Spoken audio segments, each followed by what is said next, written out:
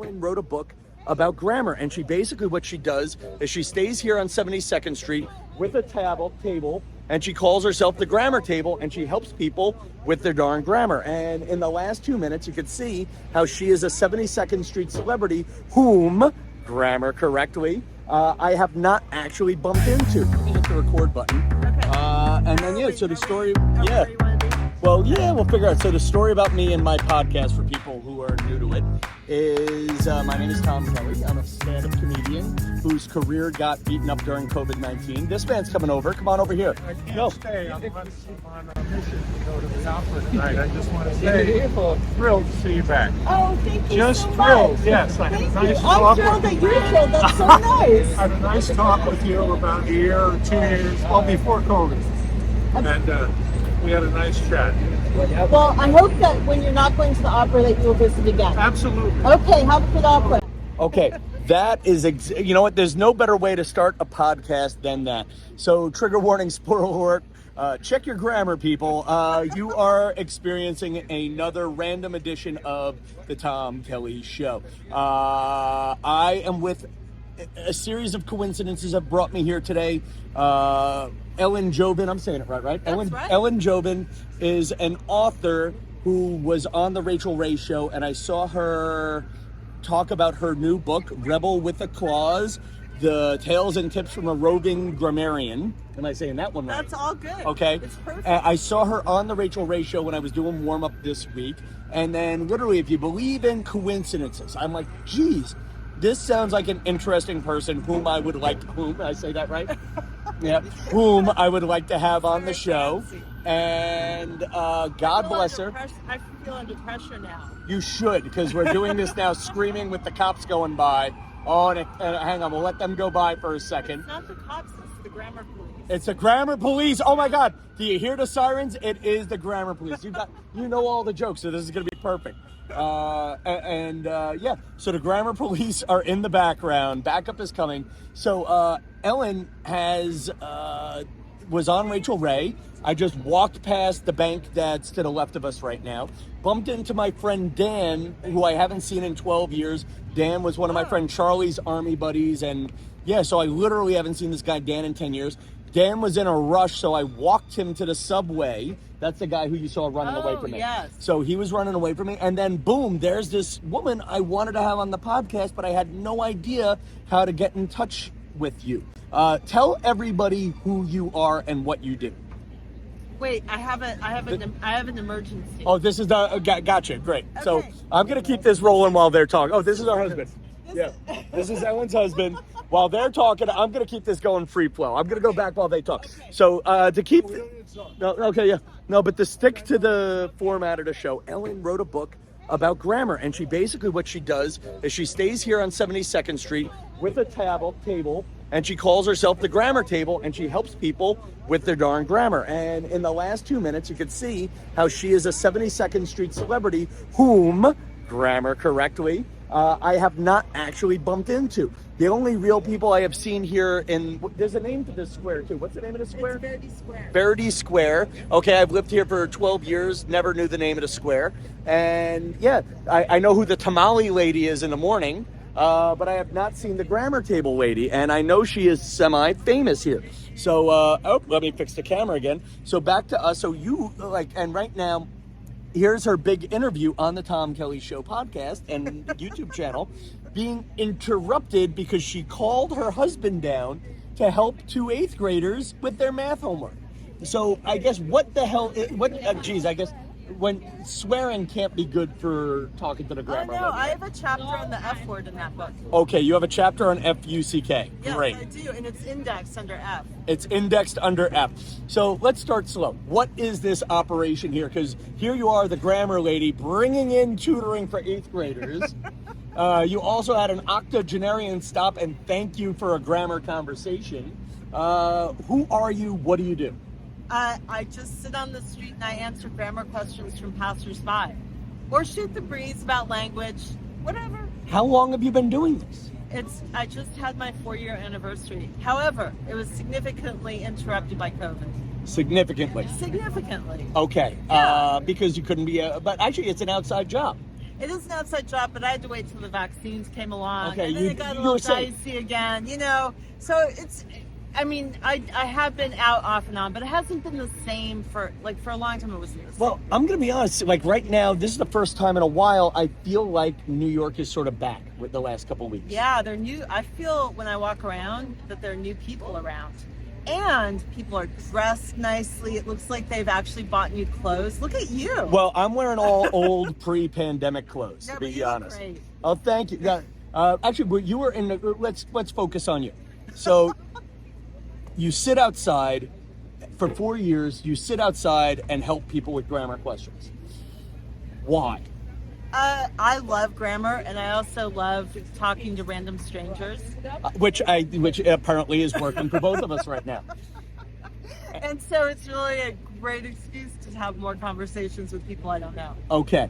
Now, what's your background? What qualifies you besides owning? And I questioned your credentials until I saw the AP style book and 3 different style manuals, an old-fashioned dictionary, and, of course, her own book available in all major retailers.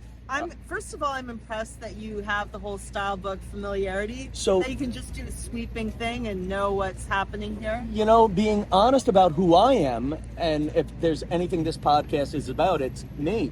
I wanted to be a better writer.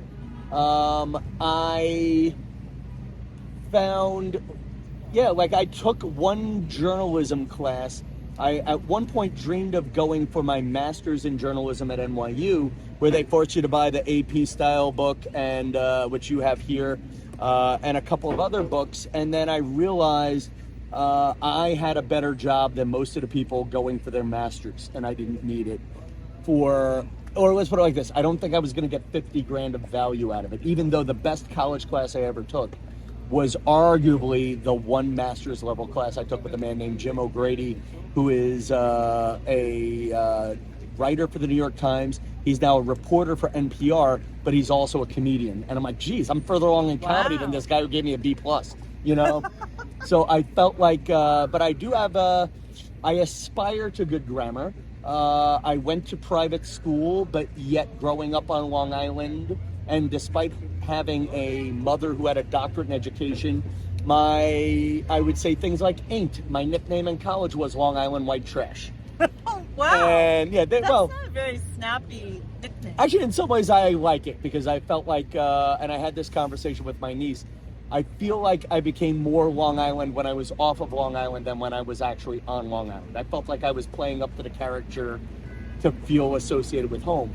But yeah, I think I aspire to better writing, but I also find, especially now in the age of texting, proper writing and being upscale is actually downscale. Okay, we need to examine that Yeah. assumption. Okay, let's start with, actually, there's a good question. Is good grammar an old-fashioned thing nowadays? Is good grammar hip? I don't think it's old. Oh, yeah.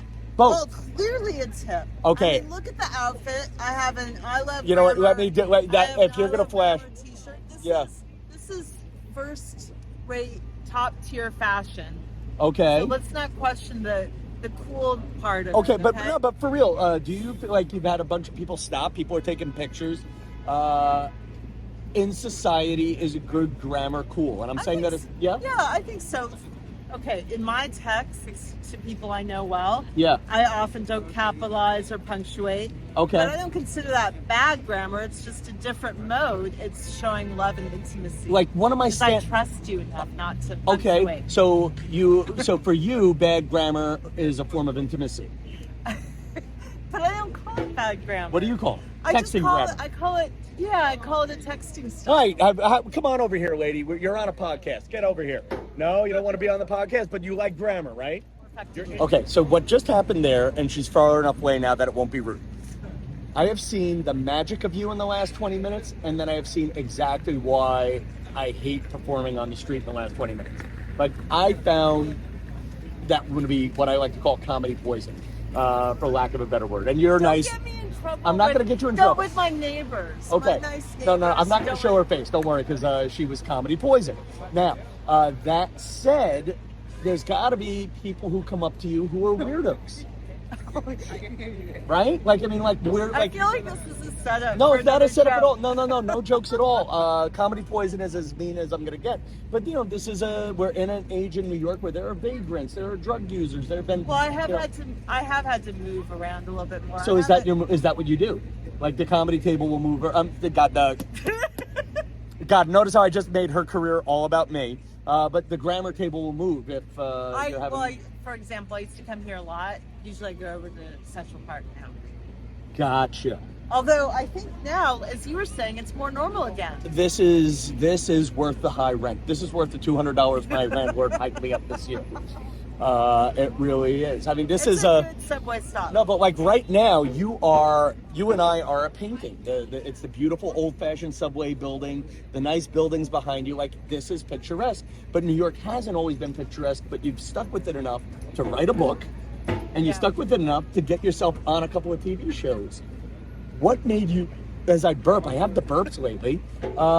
What is made, by the way, how do you write burp in a grammar thing? Like, if you were transcribing this, how do you transcribe my burp? I would just put little brackets and put burp in it, but I wouldn't feel a need to do that. Okay. Except for I would transcribe all the dialogue that you just produced about it, though. Okay. Yeah. So I don't talk, so I find, I aspire to good grammar, but I don't speak with it. Is your diction as good as your writing? Well, you've been listening to me. Does it sound okay to you?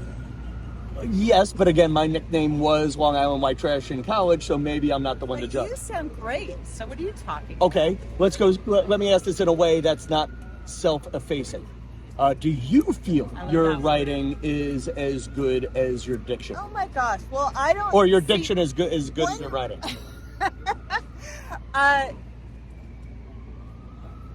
This isn't about me, though. This is about the people who come up to me. Okay, let's make it that. Wait, hang on. So, if I were going to ask you, what grammar table lady we go by? Grammar lady. Grammar table lady is good for me. Grammar. Wait. What does the sign say? As I it's get grammar table. Grammar table. So, if I really were to ask you, that's a great question.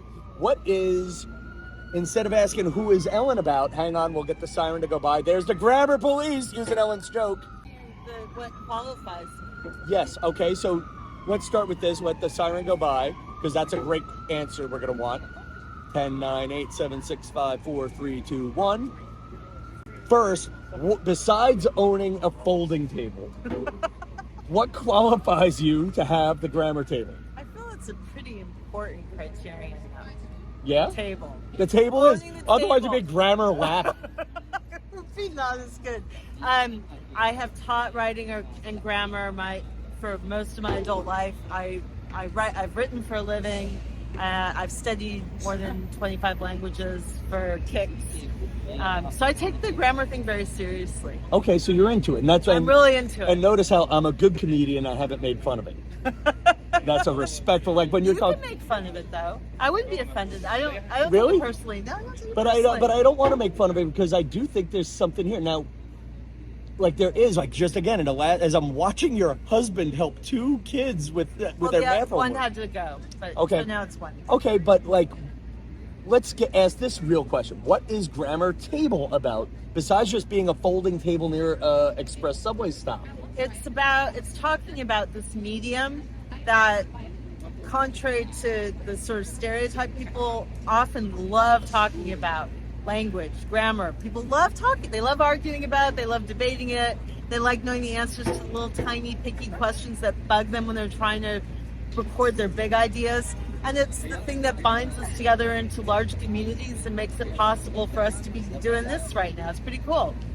I love that. And I think it's even about something bigger, because you're helping someone with homework.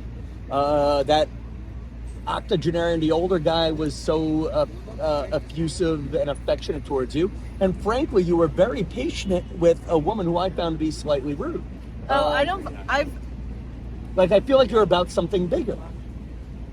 I feel I can learn something. Well, I think I am very committed to the idea that we need more public space in town centers where people can talk and not try to figure out how they're going to communicate to 6 million people on Twitter with a tweet. Like, that's just not productive for happiness or community or bringing people together. It's just going to lead to more combat. So this is like a bonding experience. Okay, so 4 years ago, it's 2022 now, 2018, you start doing this table thing. It brings you joy. Things are going.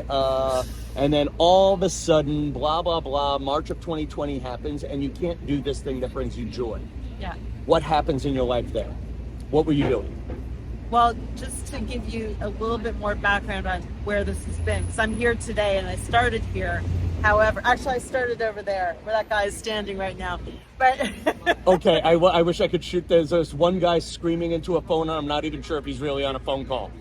I know, I really think he is. But see how dirty it is? Yeah. He's kind of scrawny. Anyway, I started over there, and then my husband and I went to 47 states, 46 plus New York with this. So I went to 47 states. Wow. And then, so January 2020, we came back from our last stop, and we were going to go out into the last three, Connecticut, Hawaii, and Alaska.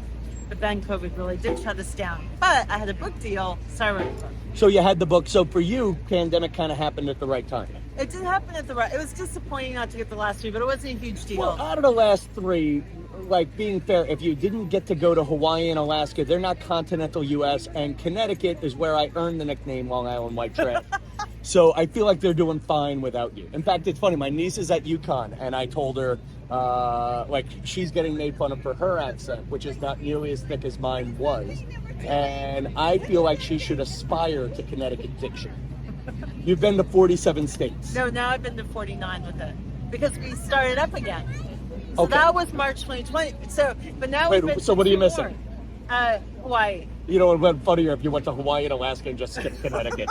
The one right next to us. You really should have skipped Connecticut out of spite. I might have tried it a little longer, but I did.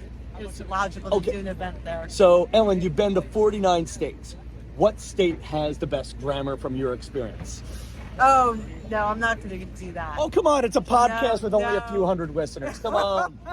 Come on. No way. Okay. No way. Oh, come on. You can't. I'm very committed to my philosophy and you also statistical responsibility because my sample size is too small everywhere. Okay. But that now, what you just said there is a very scientific answer to a comedic question. I know, but I am that way. Oh, yeah, I am that way. That's a part of what you do. Yeah, before I switched over to studying languagey stuff in school, I was an applied math major. So I really think about a lot of this in a very technical way. Okay, so this is kind of a nerdy question, if you don't mind, but is grammar really, like they always put grammar in English, like when we were in high school, was, I did well in English but bad in math. But in some ways, aren't they the same thing? To me, they're connected, and I guess it depends on the individual person. Some people feel, I certainly have met people who have excellent language skills who are bad at math, and people vice versa who really need to work on the other. But this idea that they're like these opposed spheres is very strange to me. There's intersection everywhere. Okay, now you won't say what state has the best grammar. What state has the worst grammar in your experience from the small sample size? No, but here's the thing. But here's why I think you should answer that question. You could, like, if you tell me what state has the worst grammar, odds are they're not buying your book anyway. No, they are. They are? They are. They totally are. Because, yes. Rebel with a clause again. Rebel with a clause. I'm selling this book even if she won't play along with the jokes. Darn it. But okay. I just wanted to get that in for a joke. So I didn't expect you to answer that. No, that's fine. Okay. I hope you're okay with the way I managed it. No, but and I'll tell you something else that I like about I Ellen. also don't really think there is one, so I'm not going to Really? answer it. No, But how is would I there- even know? Okay. How would I even know? You don't have to tell me where, but with your small sample sizes, was there a state where you felt you enjoyed the verbal conversational grammar the most? You don't have to give me an answer, just yes or no. Is there one in your head? I can answer it specifically. Right here. The Upper West Side is right the best here, grammar. Because first of all, you know who lives in this neighborhood. You live in this neighborhood. It's full of writers and editors. Yeah. So I've had amazing. So the Upper West Side is the best one. I've had the best, really advanced questions. Like. Oh, I could even tell just from the few people I've shooed away. Yeah, it says I'm killing the free grammar table business. Yeah, everyone's gonna be like the West Side Rag, which is a newspaper I would love to be mentioned in. Have you been reviewed in West Side Rag yet? I have been in it. I mean, I wouldn't say review. Or mentioned in it. Yes. Yeah. That's how I know I haven't made it. It's funny, you said something before, and I've done this on the podcast. I feel like, so I've done the podcast on the street on the Upper West Side twice. Once sitting on the floor in the middle of Columbus Avenue during Open Streets, which is a festival where they close the street down. And then the other time I called it the trash table edition of the Tom Kelly Show, where I found a table in the garbage and just pulled it to the corner. I feel people take me more seriously when I have a table. The table, there's a whole table science for me. Oh, tell me about your table science. Well, I wanted it, this is pre-COVID, I wanted it to not be too thick because I want people to get close enough to me so I could actually talk to them. This is 20 inches. It's a 20-inch table. Right. It's a small table. Which became a little bit of a problem when COVID happened because then I was like, no, I want people to be further away from me. Yeah. So then I think I had a bigger table in the, at home, and I brought that out for a little bit. And now, did you find with the signs bigger, to stay socially distanced? and all kidding aside, with your socially distanced bigger table, did you find a quality in your conversation decrease? Well, people often don't. I'm loud, you're loud, but people often don't project enough, so that's my main problem. Because they're whispering something from over here, and it's frustrating. Yeah. I can't hear it, and I can't help them. Now, when you talk about social distancing, are you getting a contact high right now, too?